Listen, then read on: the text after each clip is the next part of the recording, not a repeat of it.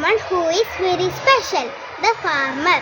A farmer is a very important person in our society. He works hard in the fields to grow food for us. He wakes up early in the morning and works all day under the sun.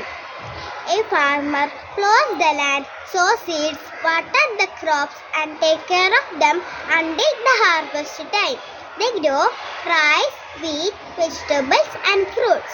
Farmer's life is full of hard work. On 23rd December, we observe as Farmers' Day.